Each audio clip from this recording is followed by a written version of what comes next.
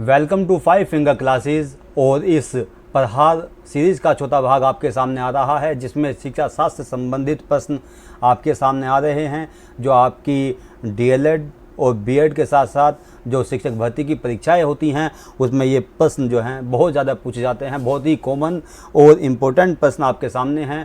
ख़ास तौर से डीएलएड और बीएड के विद्यार्थियों और पीजीटी की परीक्षा की तैयारी कर रहे विद्यार्थियों को ध्यान में रखते हुए ये प्रश्न तैयार किए गए हैं, जिसमें इम्पोर्टेंट एमसीक्यू के 10 प्रश्न आपके सामने आएंगे। तो आइए पहले प्रश्न को देखते हैं कि मनोविज्ञान मानव एवं पशु व्यवहार का विज्ञान है, ये किसने कहा है। ये एक कोटेशन है कि किसने कहा है कि मनोविज्ञान मानव और पशु व्यवहार का विज्ञान है। तो पहला इसके 4 विकल्प आपके सामने दिए हुए हैं।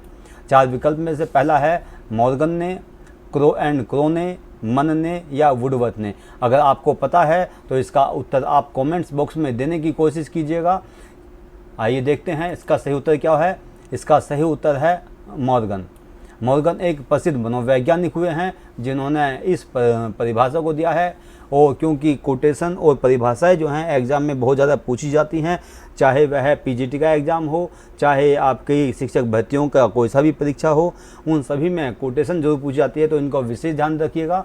और हर लेक्चर में, हर एमसीक्यूज़ में जो भी सीरीज़ आपके सामने प्रहार सीरीज आ रही हैं, हर सीरीज़ में कोशिश किया मैंने कि 1 या 2 आपके सामने ये परिभाषाएं रखूं, जिससे आप इसको पढ़ें और समझें और अपने इसको जहन में बिठाएं। तो इसका सही उत्तर है मॉर्गन। अगले प्रश्न की तरफ को बढ़ते हैं। दूसरा प्रश्न आपकी स्क्रीन पर है। मनोविज्ञान का स्वरूप कैसा होता है। पिछली कक्षा में मैंने आपसे पूछा था कि शिक्षा का स्वरूप किस प्रकार का होता है। अब यहाँ पूछा जा रहा है आपसे कि शिक्षा मनोविज्ञान का स्वरूप कैसा होता है।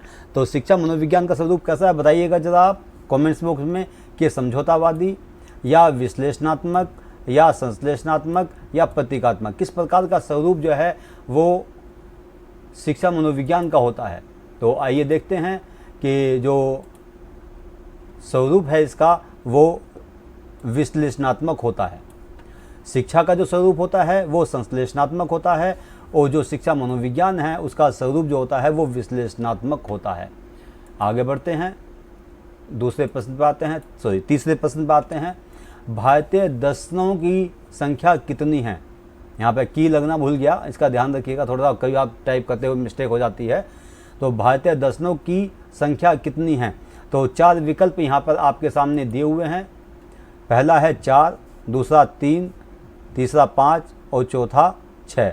यानी कि 4 विकल्प आपके सामने हैं कि भारतीय दर्शनों की संख्या कितनी है। तो इसका सही उत्तर है भारतीय दर्शनों की जो संख्या है वो 6 होती है, इसीलिए इनको 60 दर्शन भी कहा जाता है।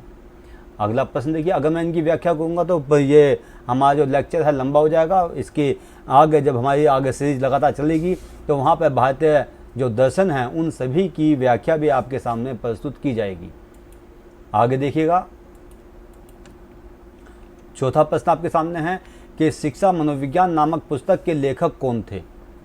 बहुत प्रसिद्ध विषय भी है और ये किताब भी बहुत फेमस है, जिनमें 4 विकल्प आपके सामने दिए हुए हैं कि शिक्षा मनोविज्ञान पुस्तक के लेखक कौन है। तो इसका सही उत्तर है थॉर्नडाइक। थॉर्नडाइक अमेरिका के प्रसिद्ध व्यवहारवादी थे।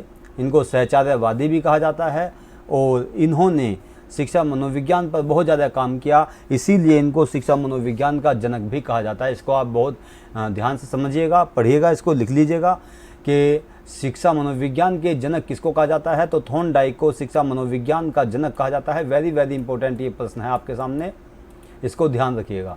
आगे बढ़ते हैं। अगला प्रश्न आपके सामने आता है, 5वां प्रश्न आपकी स्क्रीन पर, कि रूसो किस देश के निवासी थे। आपने नाम सुना होगा रूसो का। और रूसो जो हैं ये पूछा गया है आपसे कि रूसो जो हैं वो किस देश के निवासी थे। तो 4 विकल्प आपके सामने हैं कि बेलारूस के या रूस के, ब्रिटेन के या स्विट्ज़रलैंड के। तो यहाँ पर ध्यान दीजिएगा, ये मत सोचिएगा कि नाम रूसो लिखा हुआ है तो इसका सही उत्तर रूस होगा, ऐसा नहीं है। कभी आप बेलारूस पर चले जाएं या रूस पर चले जाएं, इसका सही उत्तर है स्विट्ज़रलैंड। जो रूसो थे वो स्विट्ज़रलैंड के प्रसिद्ध प्रकृतिवादी थे शिक्षा शास्त्री थे और उन्होंने बहुत ही महान कार्य किया। उन्होंने एक किताब लिखी जिसका नाम एमिल था। उस किताब में उस बालक के पात्र को दृष्टिगत रखते हुए उन्होंने पूरे जन्म से लेकर के और उसके वृद्धावस्था तक के आपको एक तरह से सजीव वर्णन किया कि किस प्रकार से बालक का लालन पालन प्रकृति की गोद में करना चाहिए। आगे बढ़ते हैं। अगला प्रश्न, छठा प्रश्न आपकी स्क्रीन पर है कि साखीय अभिकर्मित अनुदेशन का संप्रत्यय किसने दिया था। पिछले वीडियो में आपने देखा कि मैंने वहाँ पर दिया था कि अभिकर्मित अधिगम का संप्रत्यय या प्रतिपादन किसने किया था। यहाँ पर क्योंकि अभिकर्मित अनुदेशन है उसके 3 भाग होते हैं, 3 प्रकार उसके होते हैं, 3 भाग उसके होते हैं। तो एक क्रम से मैं आपके सामने ये भाग प्रस्तुत कर रहा हूँ, जिसमें पहला है कि साखीय अभिकर्मित अनुदेशन का संप्रत्यय किसने दिया। तो इसका सही उत्तर देखिएगा आप कि इसका सही उत्तर है क्राउडन ने। क्राउडन ने साखीय अभिकर्मित अनुदेशन का संप्रत्यय प्रस्तुत किया था। इसको इंग्लिश में कहते हैं ब्रांचिंग प्रोग्राम इंस्ट्रक्शन। आगे बढ़ते हैं, अगले प्रश्न की तरफ को बढ़ते हैं। मैं आराम से इसलिए बोल रहा हूँ कि आप लोग इसको साथ साथ लिखते भी चले जाएं। आगे बढ़ते हैं। 7वां प्रश्न आपकी स्क्रीन पर है।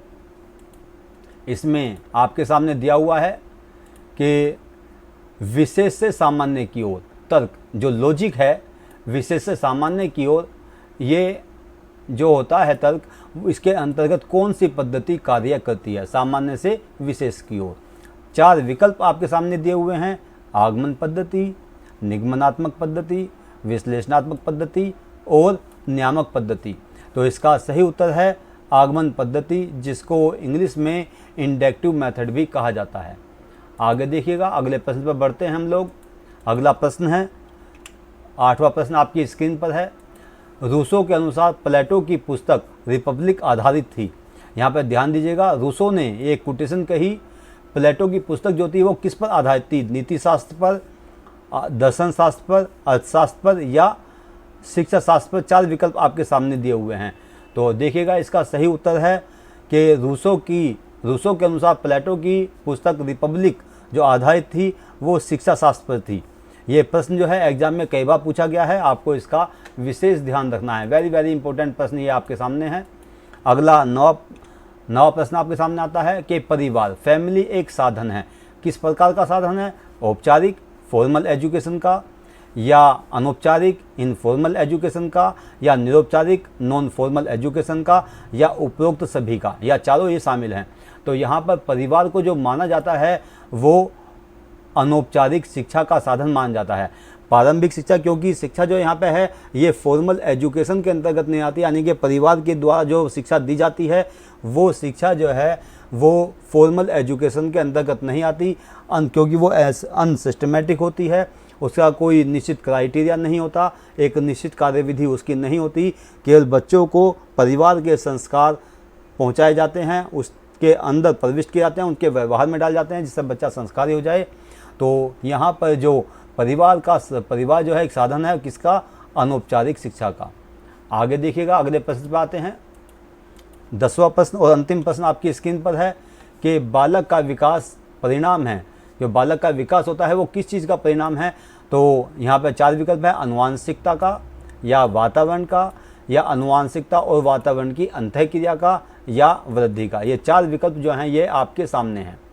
यहाँ पर आप ध्यान दीजिएगा कि बालक का जो विकास होता है उसमें वंशानुक्रम और वातावरण दोनों का रूप जो है या अंतःक्रिया जो है इसमें शामिल होती है। इसीलिए इसका तीसरा विकल्प जो है ये सही है, यानी कि अनुवांशिकता और वातावरण की जो अंतःक्रिया होती है वो बालक के विकास का परिणाम है। तो यहाँ पर 10 प्रश्नों की MCQ आपके सामने आई। इसका चौथी सीरीज़ आपके सामने है, चौथा वीडियो आपके सामने है, और मुझे उम्मीद है कि इस प्रकार के जो प्रश्न हैं या आपको समझ में भी आ रहे होंगे, आप इनको पढ़ भी रहे होंगे, और अपने जो सहपाठी हैं, मित्र हैं, जो अलग अलग कॉलेज से DLED या BEd कर रहे हैं उन तक आप पहुंचा भी रहे होंगे, खासतौर से उन सहपाठियों तक या मित्रों तक जो UK टेट की परीक्षा की तैयारी में अभी से लग गए हैं। उन सभी को आप ये पहुंचाने की कोशिश कीजिए, इसको शेयर कीजिए, इसको लाइक कीजिए। जय हिंद, जय भारत।